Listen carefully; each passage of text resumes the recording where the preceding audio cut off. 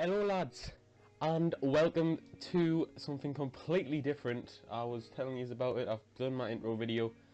I've also done the update video. Last Friday, we've got the Sunderland Football Manager save coming to the channel, which I'm excited for. I must add that I've added a couple of polls on Twitter, which have now been completed.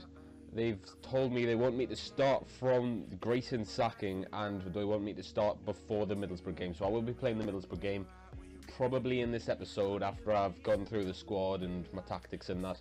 So I've had a message from the chairman, Ellis Short, saying, "I would like to formally welcome you to Sunderland. The board would like to assure you that you can rely on their full backing and they'll be looking forward to working with you. In terms of the contract with your club, you've been given a deal till June 2018 worth £20,000 a week. Assistant manager Glyn Snodden is responsible for offloading players that you have placed on the unwanted list, and head of youth development Jimmy Sinclair will look to loan out the place." So Glyn Snodden's actually stayed since Grayson's sacking in this simulation. I'll show you the simulation in a bit. So Glyn Snodden stayed. Do you think I should get rid of Glyn Snodden as he's not there in real life? He actually left with Simon Grayson. Let me know in the poll and in the comments below. So Ellis Short's welcomed us to the club and he's assured us that he has full faith in my ability to turn this club around. I've said, great, let's get this meeting started. He's now going to hand me over to the assistant manager Glyn Snodden, who I'm talking to at the moment. Again, poll in the top right hand corner if you want Glyn Snodden sacked. Looking at our strengths and weaknesses, our main strength is our passing. Our main strengths are passing, which in real life I would, let's just say I beg to differ. We're also familiar with the 4-2-3-1 wide in terms of formations, where we've created quite a few chances each game using it. In terms of weaknesses, our main one is our home form. You can see right there we sit just 23rd in the competition when it comes to recent home form. I'd love to see who did it worse. In terms of other weaknesses, attack depth, transfer budget, and general leadership in the squad apparently is lacking, so we'll have to work on those things, starting with the home form ideally. Right, onto the simulation that I've done. Simon Grayson's been in charge for quite a while, and then I've taken over from his replacement because he got sacked early. So we're going to have a look at the results now. This is the same results as we've got in real life. Not the same scorelines, it must be said, because I have simulated them, and if they haven't got the right result, I've simulated again, so it would take absolutely ages for me to get the correct scoreline, especially some of the bizarre scorelines we've had, like 5-2 loss against Ipswich, 3-3 draw against Brentford. It's just, you know, you're not going to get them every day. We haven't won in 13 games, we've got one win in 15 games, so that's pretty dire form, and it's reflected in our league position. Right, here's the squad we've got at our disposal at the moment. We've got the same squad as we had in real life because I've set the transfer budget to 0 at the start of the season, so they wouldn't make any more transfers. There was one loan signing, but he's now in the under-23s because I'm only going to be playing with the squad I've got at the moment. He'll go back to his parent club in January. That's when I can send him back. In terms of ability, this is how the staff have rated the team. Apparently our best 3 players are all defensive players. I mean, I can see a fundamental error right there, that our staff believe our best players are our defensive players. Right, this is going to be the team I'm playing against Middlesbrough, and it's going to be the tactic I'm trying to do all season. Obviously it'll need tweaks here and there depending on the results we get, but I've decided we want an even balance of defensive minded and attacking players, so that's why I've got kind of 4 of each. And Dong's going to be linking up the 2, McNair's going to be taking it off to the fence, and we've got a front 4 there which is quite dangerous, especially on its day. You can see this front 3 here. McGeady, some of his technical attributes, you've got there 15 and 16 for crossing and dribbling, 15 for technique. He's got 17 flair, which is useful for a winger. He can get the crosses in. He's a lot more technical than Watmore, which you can see here in his physical attributes. They're class. 16 acceleration, 18 pace. All these stats are out of 20, must I add. 16 work rates. His crossing is really poor and his technique is really poor, but we're going to be training him to cross and be more technical on the ball. So here's the lineup in full. Obviously, we've got a few injuries at the moment as must add. We've got James Vaughan and Darren Gibson, both injured for roughly 2 weeks. And we've got a couple of knocks. Aidan McGeady is touch and go for the Middlesbrough game. Callum McManaman also is coming back from injury, and so is Tyus Browning.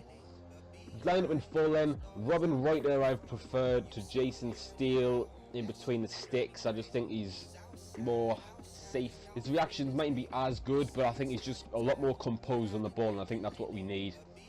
We've got a back four of Brian Oviedo, Mark Wilson, Lamine Kone and Billy Jones. Oviedo and Jones are going to be overlapping quite a lot. I want to try and create as many chances as possible, but when they need to defend, they will defend. I have put them on defensive wing backs though, so they will know when to defend as well, because I can't just be having Wilson and Kone relying on to sweep up some of the danger. In the middle we've got McNair and Ndong, two quite defensive minded players, but I've decided to play Ndong as a kind of box to box midfielder.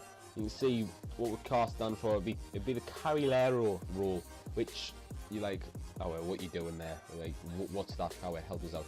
Well, there's a description in here, and from the description that I've read, it's quite like a box-to-box midfielder, but he's going to be taking it from Paddy McNair. He's going to be trying to give it to those more attack-minded players like Johnny Williams, Duncan Watmore, Aidan McGeady, etc.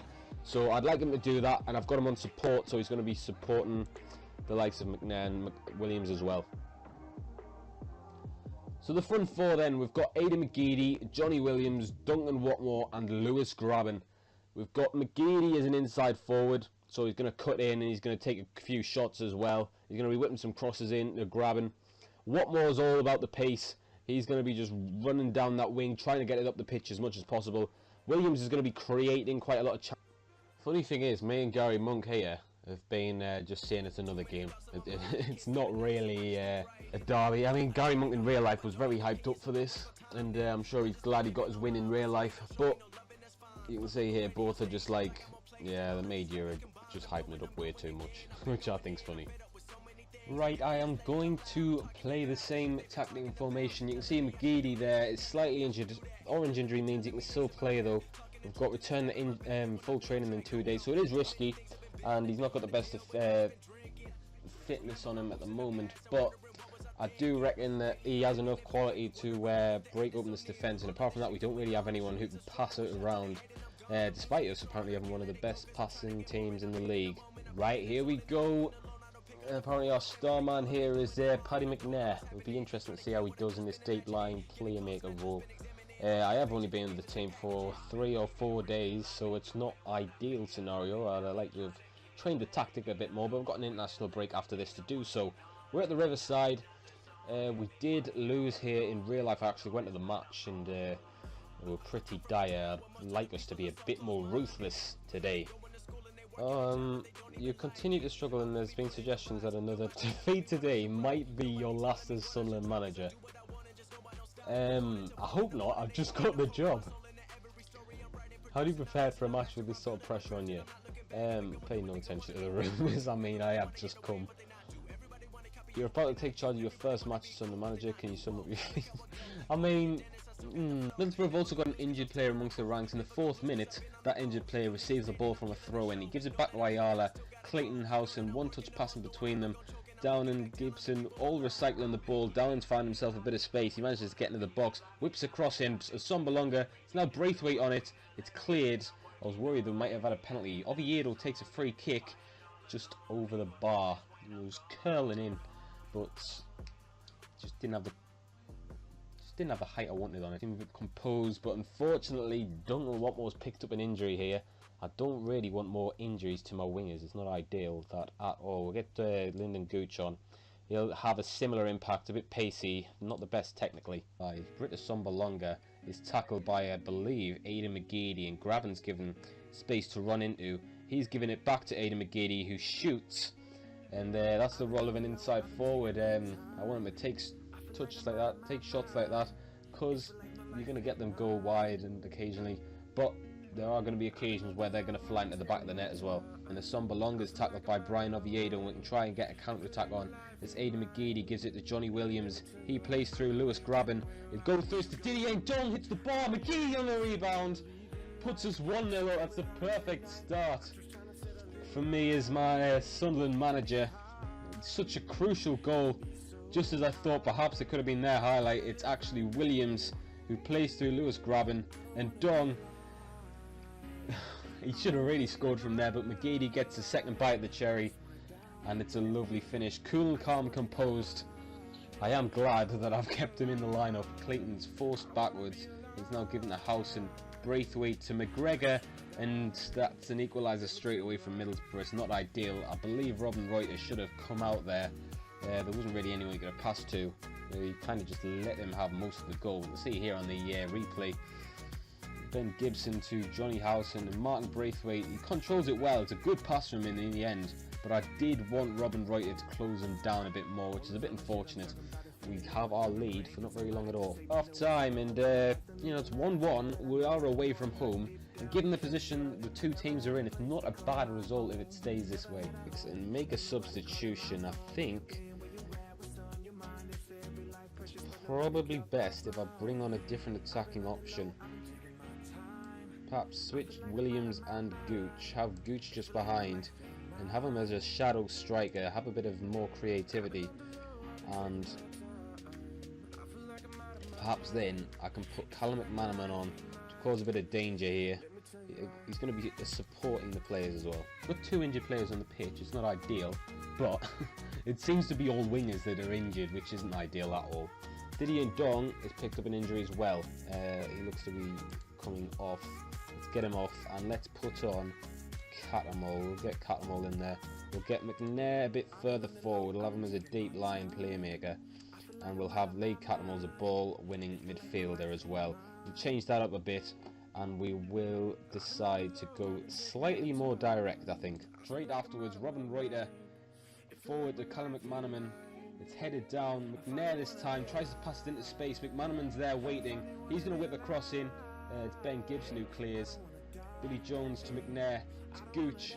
Tries to look for a way forward. It's Lewis Graben to McGeady with a great chance to get a dramatic winner for us here. And there's another highlight. Could we live to regret that? It's the main Kone to McGeady. And now Lewis Graben. Fair play to McGeady for playing the whole 90 minutes. It's due to other injuries that we couldn't quite do it. And Lyndon Gooch has a great chance there. Another clearance by Middlesbrough. And unless there's right drama at the end, which it looks like there might be, if we can't clear this corner, it's Clayton to Justad to Howson. It's all over the place, and we're looking to not concede there. Absolute drama and scenes right at the end as Middlesbrough look to try and get a late winner. Sombalonga to Lewis Baker, ball in, Braithwaite off the bar it seems, and it's onside. And it's very, very dramatic for Middlesbrough as a late winner looks to seal our fate in this game. You can see here, Sombalonga to Baker. It was very scrappy. We just couldn't clear it. It's just dead in the end. I think it's Oviedo keeping him on side. Very unfortunate as the dying moments of this game fizzle out into a very disappointing defeat in the nature of this game. Martin Braithwaite looks to get a third. It's not to be, but Middlesbrough won't mind at all. It's very unfortunate, but there are positives to take. It's just gutting to lose it that late on. I'm going to assertively say I can't fault any of your performances. It was one of those days. We did have some positive signs here. They seem to relax and gain confidence. That's what I'd like to see. And, hopefully we get a few injured players back. And, we're going to be playing less opposition at the end of the day. But, when a game goes like that, it's very disappointing to lose it in that manner. That's the end of today's episode. It was more of an introduction episode with just the one game. But there will be more games played, and we will try and simulate past the season as quickly as possible. The Ipswich career mode will be back soon. We'll have one or two out by the end of the week. It's just, again, circumstances out of my control which have left us to postpone in the start of this series and the rest of the Ipswich career mode, which the end of the transfer window will be appearing soon, and we'll try and skip past that first season as much as possible. If you haven't watched that, there will be a link If you haven't watched that, there will be a annotation on the screen where you can go and watch that series, and you can also watch the intro to this series if you haven't already. And my plans for the channel in terms of Football Manager as a whole, I will have a Twitch as well. I may as well plug everything while I can, and that will also be in the description, and I will be streaming a lot more FM and YouTube when possible. Thank you all for watching. I hope you will enjoy this series, and if you enjoyed it so far, leave a like, comment what you think, any tactic suggestions, any player suggestions, just please let me know in the comments below. Thank you all once again for watching, and I'll see you later, lads.